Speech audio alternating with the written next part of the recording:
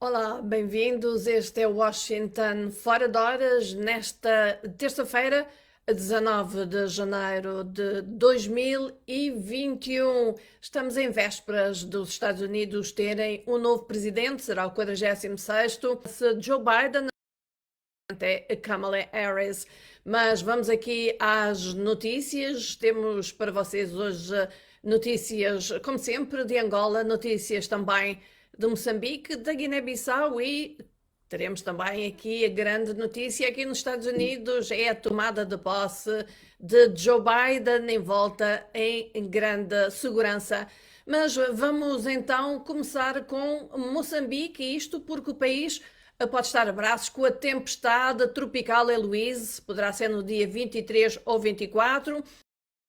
Fim de semana afetará a zona costeira nas províncias da Zambésia, Sofala e Inhambane, isto segundo um comunicado do Instituto Nacional da Meteorologia.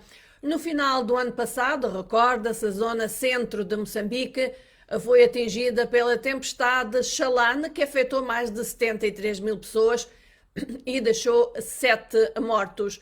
Como habitual, esta é a época das chuvas torrenciais que provocam cheias e também dos ciclones na área oriundos do Índico. O período chuvoso de 2018-2019, que fica na memória, foi em Moçambique, dois dos maiores ciclones na África Austral, o Idai e o Kenneth, que fizeram mais de 700 mortos em Moçambique só. A questão dos ataques de insurgentes em Cabo Delgado deixa extremamente preocupados as multinacionais, sobretudo quando os ataques começam a chegar demasiado perto das suas instalações e projetos. É o caso da Total, que quer do governo de Moçambique a garantia de proteção ao seu enorme investimento, o mega projeto de gás natural que tem em Afungi, Cabo Delgado.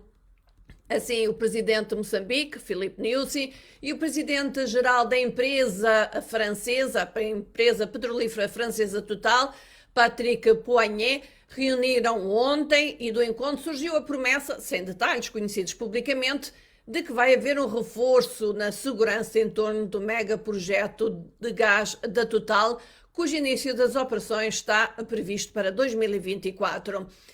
A violência jihadista em Moçambique, como recordam, forçou a empresa francesa a suspender os trabalhos no seu projeto multibilionário de gás natural liquefeito em Cabo Delgado, após os ataques dos rebeldes a Quitunda no primeiro dia do ano. Mesmo à saída da vedação do projeto de gás, a empresa decidiu retirar a maior parte da sua mão de obra, estimada em 3 mil funcionários, que se encontram na península de Afungi. Na altura, a empresa tinha conta a evolução da situação de segurança na província de Cabo Delgado. A Total decidiu reduzir o número de pessoal presente no local Afungi. A reunião de além do presidente da Total, Patrick Pouyanné, e do presidente moçambicano, Filipe Nyusi, teve também Max Tonela presente. Ele é o ministro dos Recursos Minerais e Energia, e dois ministros ligados às Forças de Defesa e Segurança, o ministro do Interior, Ahmad Miquidad, e o ministro da Defesa, Jaime Neto. Ainda a questão do terrorismo, da insurreição,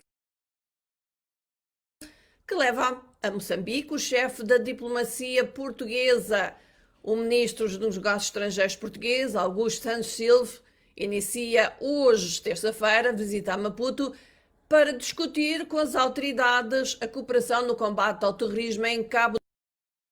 Santos Silva, diz uma nota da União Europeia que ele representa, estará em Maputo de hoje até dia 21 em representação do alto representante vice-presidente da Comissão Europeia, Josep Borrell, para contactos políticos de alto nível com as autoridades moçambicanas. A nota refere que a deslocação do diplomata português surge na sequência do reforço da cooperação que Moçambique dirigiu à União Europeia em setembro último, relativa à situação de segurança na província de Cabo Delgado. Uma fonte da União Europeia, citada pela imprensa portuguesa, afirma que o Bloco, a União Europeia, está pronto a apoiar Moçambique e serão proximamente discutidas as opções concretas dessa cooperação. A violência em Cabo Delgado, recorde-se, reivindicada pelos jihadistas do Estado Islâmico, matou desde 2017 Pelo menos 2.000 pessoas, os locados, mais de 560.000, vivem em condições que requerem muita atenção e muita assistência em Pemba e também nas províncias adjacentes de Niassa e Nampula. E já iremos a Angola. Vamos ver quem temos connosco. Temos connosco o Gabriel dos Guiné-Bissau. Diga-nos o que se passa na Guiné-Bissau depois da visita do presidente cabo-verdiano, que foi condecorado. Temos a Celestina Silva, aliás, peço desculpa. Temos o Amadou Lamine Conté, também na Guiné-Bissau, e temos em Luanda, mais precisamente no Kazenga Manouarte, e temos também connosco que nos diz good afternoon, or good afternoon, boa tarde, desde aqui, do Washington, é bom dia ainda. E temos também, desde Moçambique, Jande, Datina, Francisco e ainda o Bento Adriano está no Lubito, Angola, em Luanda está o José da Silva.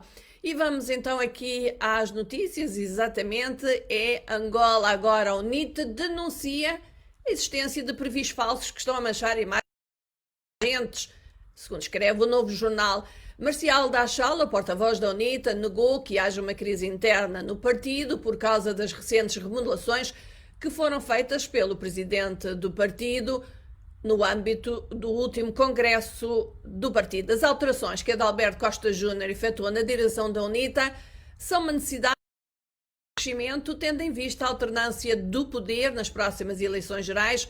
O partido, diz da Achala, precisa de reforçar todas as suas estruturas.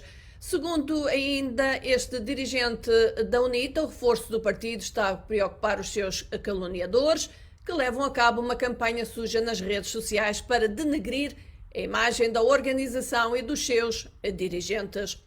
Conhecemos, diz ele, estes indivíduos escondidos atrás de perfis falsos para prejudicar a imagem dos nossos dirigentes, denunciou Marcial da Achala, frisando que a UNITA está pronta para enfrentar estas manobras. O Programa Integrado de Intervenção Municipal em Angola, com 200 milhões de dólares norte-americanos investidos em quase 2 anos, isto segundo os dados oficiais, está envolta em queixas relativas a atrasos nos desembolsos, num cenário equiparado a descarregamento total desta iniciativa presidencial. Aonde a data prevista para a conclusão dos projetos idealizados, o analista diz que não está surpreendido com as queixas das construtoras e avisa que o programa está condicionado à falta de transparência na governação.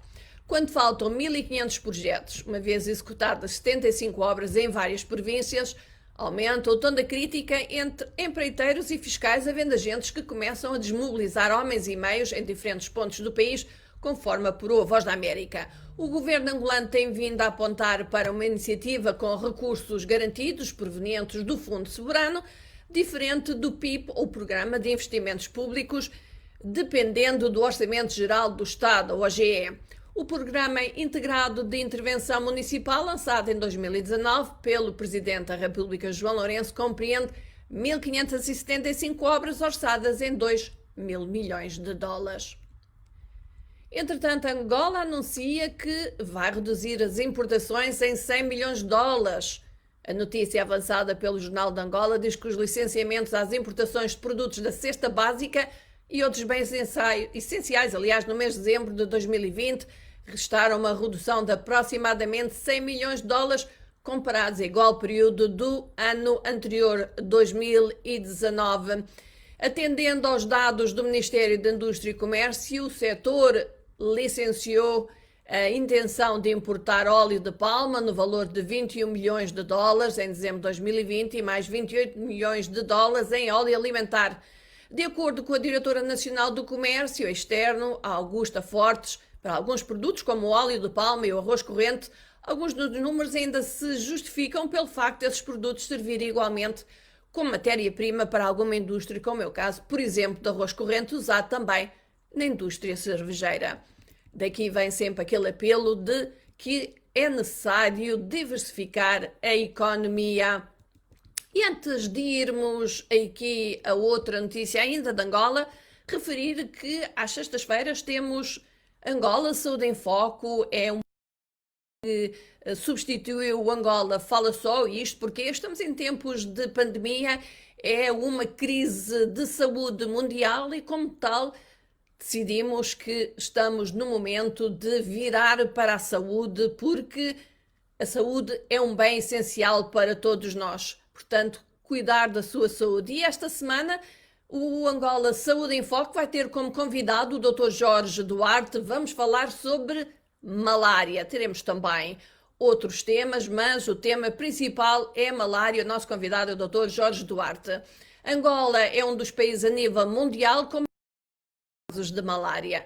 Portanto, se quiser fazer uma pergunta específica ao Dr. Jorge Duarte ou um comentário, pode fazê-lo através do WhatsApp da Voz da América e o nosso número é +1 908 652 45. Ou pode fazê-lo para o nosso número de Angola, o 932 348 698. Portanto, não esqueça, Angola Saúde em Foco esta semana fala sobre malária com o Dr. Jorge Duarte. E vamos aqui agora para ainda uma notícia de Angola. Estão detidos desde a semana finda, sem acusações formadas, 3 membros do Secretariado Regional do Guango no movimento do Protetorado Português da Lunda de Chokwe, segundo o presidente da organização, Zeca Mushima. Esta é mais uma campanha de intimidação por causa da manifestação pacífica anunciada para o dia 30 de janeiro corrente, que visa exigir diálogo entre o povo Lunda e o executivo angolano, com vista a apelar à autonomia daquele território angolano. Este, segundo Zeca Mushima, que fala em perseguição política contra os membros do movimento Protetorado Português da Lunda de Chokwe. Uma notícia relativamente à Guiné-Bissau. O ministro do Interior, Botche Kandé, elegeu 2021 como ano da Unidade Nacional e de combate ao crime organizado no país e pediu às forças de segurança para o ajudarem a atingir este objetivo. Botche Kandé desafiou mesmo as forças de segurança a trabalharem para limparem a imagem do país. Mostrem à população, diz ele, que vamos combater o crime organizado e o tráfico de drogas, devemos trabalhar juntos para desenvolver o país. Não vamos só prender os ladrões, mas também devemos sensibilizar as pessoas que querem dividir os guineenses, disse Botche Kandé, afirmando que é preciso que os guineenses se unam para promover o desenvolvimento nacional. Ora, aqui fica uma pergunta para os nossos amigos guineenses, que temos aqui vários connosco. O que é que acham destas afirmações do ministro Botche Kandé relativamente à questão de união de todos os guineenses e também da necessidade de promover o desenvolvimento nacional? Vamos agora aqui à notícia do Banco Africano, que disponibiliza 70 milhões de dólares a Angola e a Moçambique. O Banco Africano de Desenvolvimento abriu 2 linhas de crédito em Moçambique e Angola no valor de 70 milhões de dólares do designado Compacto Lusófono. Mateus Magala, o vice-presidente do BAD, disse que o valor destina-se a apoiar as pequenas e médias empresas neste país através da banca comercial. Magala acrescentou que o apoio corresponde a objetivos do BAD, tais como iluminar e eletrificar o continente africano ou a industrialização e a garantia de alimentação. O Compacto Lusófono é o financiador principal para os PALOP, tem a participação de Portugal, nomeadamente com 400 milhões de euros. Daqui a pouco já vamos aqui à questão da tomada de posse de Joe Biden e o que é que ele hoje está a fazer, mas aqui uma pequena pausa para desporto, isto, o Mundial de Futebol. Angola defronta o Japão hoje na última jornada de fase de grupos. Angola vai ter que ganhar para continuar e passar à fase seguinte, caso contrário vai para a chamada Copa Presidencial dos Eliminados. Angola perdeu os 2 primeiros jogos com o Qatar, 30-25, e depois com a Croácia, 28-20. Cabo Verde desistiu depois do primeiro jogo devido a casos de infecção do coronavírus. No futebol, Campeonato Africano das Nações, CHAN, disputado entre seleções, mas só com jogadores que jogam nos campeonatos dos respectivos países, está a ser disputado nos Camarões, não há ninguém dos PALOP. Hoje termina a primeira jornada de fase de grupos com o jogo do Gâmbia versus a Tanzânia, e a Guiné-Conakry vai ter pela frente a Namíbia. Em Portugal há a meia-finalça da Taça da Liga, frente a frente, Porto e Sporting. Benfica e Braga podem ser adiados devido a infecções do Covid-19. Benfica tem 17 infectados entre jogadores e membros da comitiva e pediu suspensão da atividade durante 14 dias. A Direção-Geral de Saúde disse que compete à Liga decidir isso. Basquetebol americano, NBA, o Atlanta Hawks, onde joga um angolano, Bruno Fernandes, ontem jogou, ganhou, bateu o Minnesota 108-97, mas Bruno Fernandes não jogou, nem esteve no banco. Segundo jogo consecutivo que isso acontece. Fernando tinha regressado de uma lesão numa anca, pelo que pode ser que esteja de novo lesionado. E antes de passarmos aqui ao que anda a fazer Joe Biden, o próximo presidente dos Estados Unidos, que amanhã toma posse, vamos aqui dar bem-vindas a quem se ligou a nós. Temos o Fadju Dikida, ele está em Bissau. Olá, Bissau. Temos também aqui na Guiné-Bissau o Sideku. Temos também a Guida, diz este assunto de Cabo Delgado e é uma ferida crónica, creio que é isso que ele diz, é uma ferida crónica. Temos também o Cádio Joaquim, ele está ligado desde Moçambique. Temos também desde São Paulo, Brasil, Mateus Fernando, e temos também aqui Manecas Francisco Sequemeca, creio que diz olá, Ana, boa tarde, espero que estejam bem aí na capital dos Estados Unidos. Temos também connosco o Cesário Alberto, temos ainda o Sifone Kula, que está em Luanda, diz que do Cazenga, temos também o Josué Abel, temos ainda desde Lisboa, mais precisamente na Amadora, o Manuel Oliveira Dias, e temos também o Manserves e Língua da Costa. Ele fala qual é a visão que a diáspora tem sobre Angola. Ora, aqui fica a pergunta para os nossos amigos na diáspora, qual é a visão que Angola? Escrevam-nos. Respondam também aqui este nosso amigo internacional.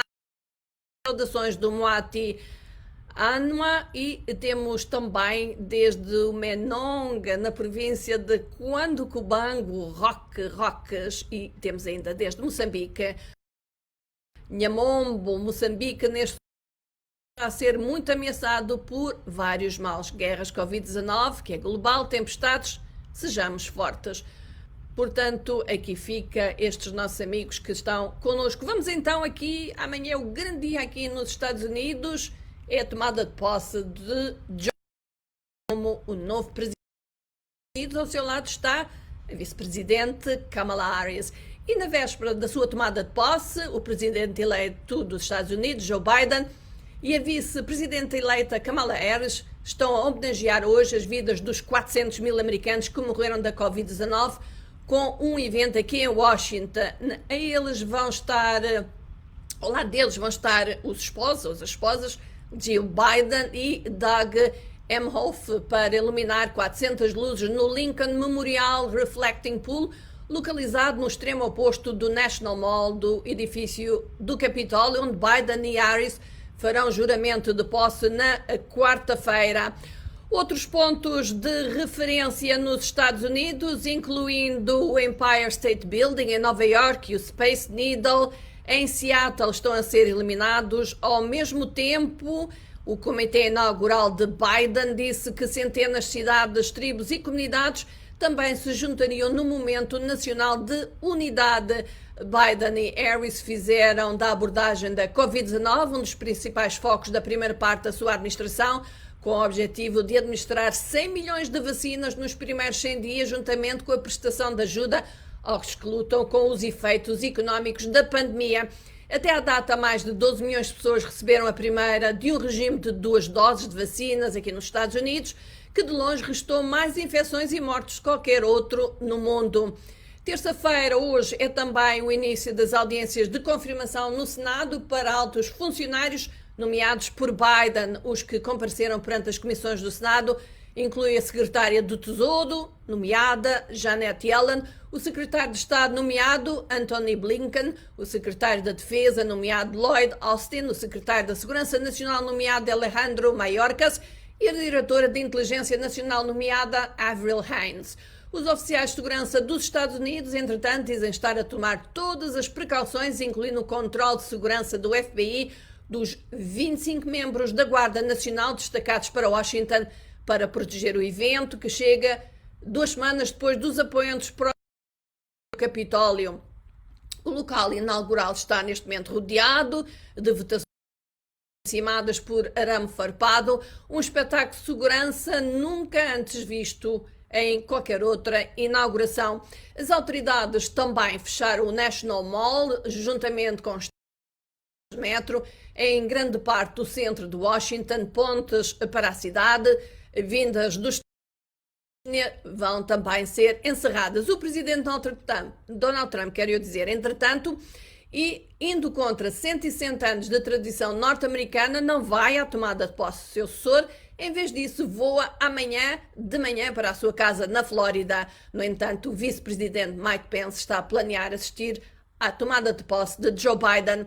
Na semana passada, recordamos, a Câmara impugnou Trump pela segunda vez, acusando de incitar à insurreição, e o seu julgamento no Senado está marcado para começar logo após a tomada de posse de Joe Biden. Se for condenado Donald Trump por primeiro presidente americano a ser impugnado 2 vezes, poderá ser impedido de ocupar novamente o cargo. Antes de deixar a presidência, porém, Trump deverá conceder dezenas de indultos e comutações de pena, possivelmente a apoiantes-chave dele, condenados por crimes ou que ainda vão ser julgados. E vamos agora numa volta pelo mundo. A Tunísia foi abalada por uma quarta noite de confrontos de rua entre polícia de choque e jovens na maioria dos bairros da capital, Tunis. Os jovens recorreram às pedras e à queima de pneus. A polícia recorreu ao gás lacrimogéneo.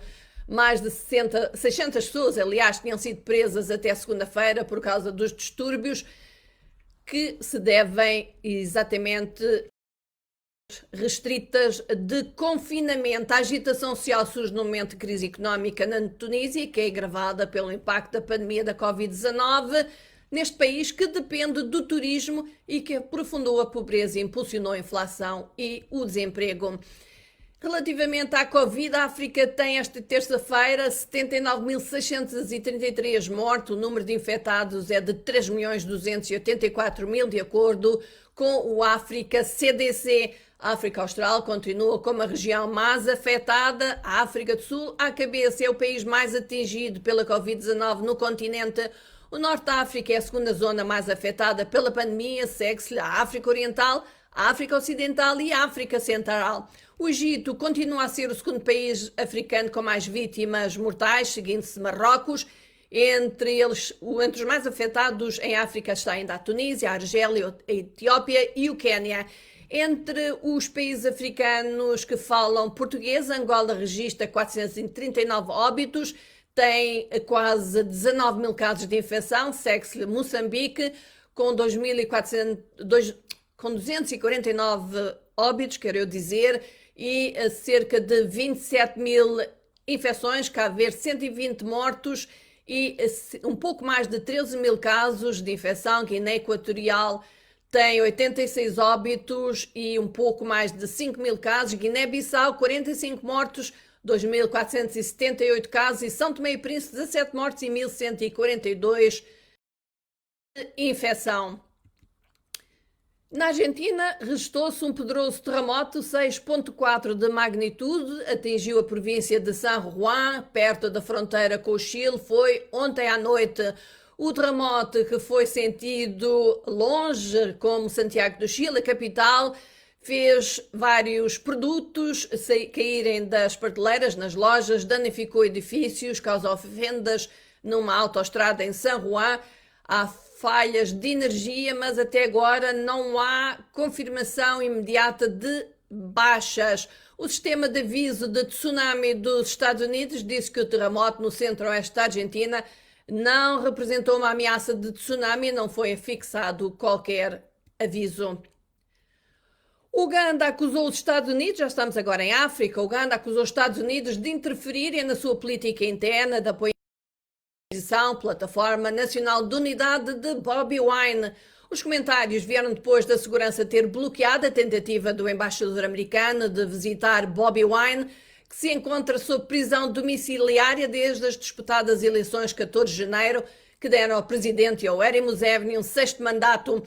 Um porta-voz do principal partido da oposição de Uganda diz que as forças governamentais invadiram a sua sede depois do seu líder Bobi Wine ter jurado nas eleições presidenciais da semana passada.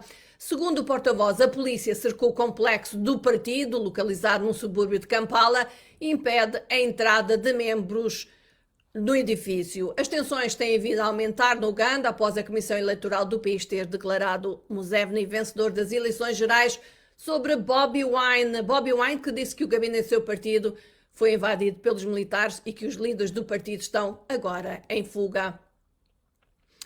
A ONU disse esta terça-feira que eram urgentemente necessários 76 milhões de dólares para ajudar mais de 1 milhão de pessoas no sul de Madagascar que enfrentam uma potencial escassez de alimentos, água e assistência humanitária. Segundo a OCHA, no seu chamado apelo urgente, é necessário para ajudar a época agrícola que se encontra arruinada em Madagascar pela pior seca numa década.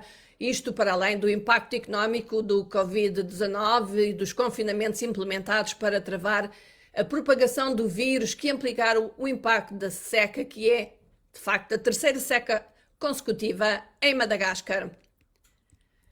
Registra-se esta terça-feira uma calma tensa na região de Darfur, no Sudão, após dias de violência interétnica que ceifou pelo menos 155 vidas, deixou de milhares de feridos e deslocou dezenas de milhares. O governo de transição em Khartoum enviou tropas para a região remota, onde o fim de uma missão de manutenção de paz conjunta das Nações Unidas e da União Africana suscita mais receios de mais derramamento de sangue. 4 soldados morreram segunda-feira no Níger e outros 8 ficaram gravemente feridos na explosão de uma mina artesanal no sudeste do país, perto da Nigéria. Os soldados estavam em perseguição de terroristas que haviam atacado o posto militar. Os atacantes pertenciam ao grupo Estado Islâmico na África Ocidental, de acordo com o órgão de monitoramento dos Estados Unidos para movimentos extremistas, o site. Na Costa do Marfim, um partido da coligação da oposição abandona o bloco oposicionista, deixando a sua participação nas próximas eleições legislativas pouco claro. Trata-se do partido de Charles Blé Goudé, o antigo braço direito do ex-presidente marfinense Laurent Gbagbo, que disse que suspendia as atividades relacionadas com as eleições com outros partidos da oposição, denunciando as lutas internas entre eles. E vamos aqui para as nossas redes sociais. Antes disso, dizer que o presidente eleito Joe Biden planeia anunciar uma lei de imigração abrangendo no primeiro dia da sua administração, proporcionaria a cerca de 11 milhões de pessoas que vivem nos Estados Unidos sem estatuto legal obterem 5 anos a residência legal e depois mais 3 anos para a cidadania.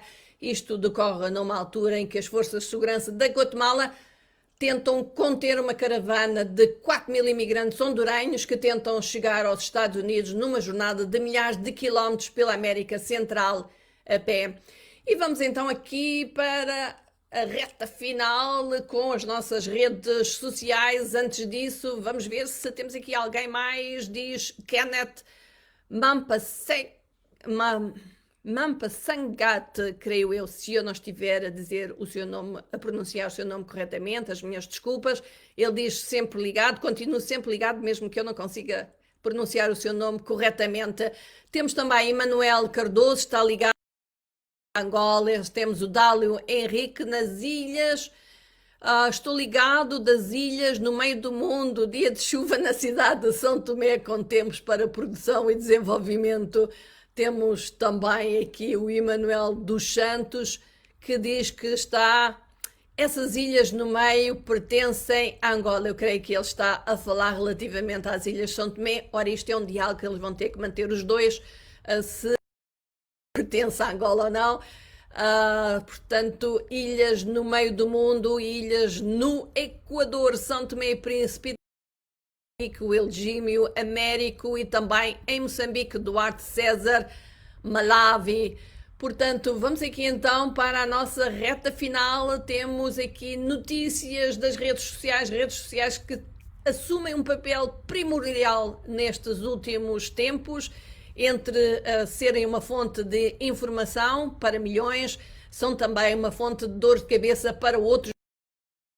São divulgadas notícias falsas, mas estas são verdadeiras. Hoje é o dia que a rainha da música country, Dolly Parton, faz 75 anos. De uma pequena cidade no Tennessee, a lenda é uma das pessoas mais queridas da música na América. As suas citações têm sido também de alguma inspiração para outros na indústria e um pouco além da indústria. Dolly Parton não tem muitas papas na língua e sobre o visual icónico, ela é inconfundível, se recordam, ela disse uma vez: toda a magia sobre mim é que pareça artificial, mas sou totalmente real. As pessoas podem ver isso, elas perdoam por ser espalhafatosa, elas perdoam por não ser estilosa, elas perdoam por não ser tão inteligente quanto algumas pessoas educadas possam ser. As pessoas veem-me, quero que me conheçam, não sou tímida. Vale a pena lembrar que Dolly Parton doou recentemente alguns milhões para o desenvolvimento de uma vacina contra a Covid-19. No Twitter há relações que começaram com a quarentena ou na quarentena e que agora, com menos restrições, pelo menos aqui nos Estados Unidos, começam a dar de si. É o caso do ator e produtor Ben Affleck com a atriz cubana Ana de Armas. Começaram a namorar há quase um ano e a internet ficou no entusiasmo tal que os paparazzi estavam constantemente a fotografá-los quando eles fossem comprar café. Ontem a internet, em especial o Twitter, teve mais um motivo para excitação em relação ao casal, mas não pelos melhores motivos. Mas embora na vida de Ben Affleck tudo seja muito dramático, consumo de álcool e drogas, duas separações, a revista People escreve que o fim da relação foi amigável.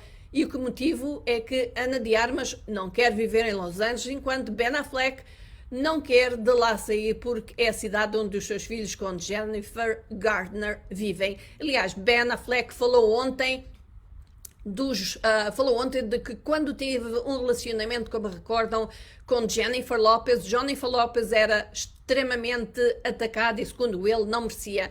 Ben Affleck mantém uma relação amistosa com a sua ex-noiva. No Google, na Trends, reparamos que há uma tendência de segunda a sexta o basquetebol parece dominar os assuntos. Não é por causa dos jogadores descontentes ou das vendas, é por causa das vitórias e derrotas estrondosas.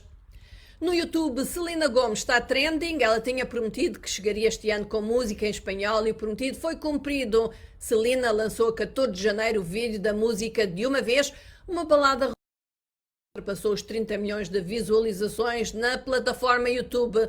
E agora, o website A Voz da América, www.voaportugues.com, os artigos que estão a chamar a atenção dos internautas. General Paca avisa que tumultos em Angola são uma possibilidade. O conhecido general angolano na reserva, Manuel Cavira, mais conhecido por Paca, avisou que convulsões sociais são uma possibilidade em Angola devido ao crescente desemprego entre a juventude. Gostaríamos de saber se concordam com o general Paca. E agora, última, Angola Saúde em Foco, já aqui anunciei esta semana, vamos falar de malária com o Dr. Jorge Duarte. Angola, que é um dos países a nível mundial com maior número de casos de malária. Podem enviar as vossas perguntas, os vossos comentários via WhatsApp, mais 908-652-45. Serão perguntas para o Dr. Jorge Duarte.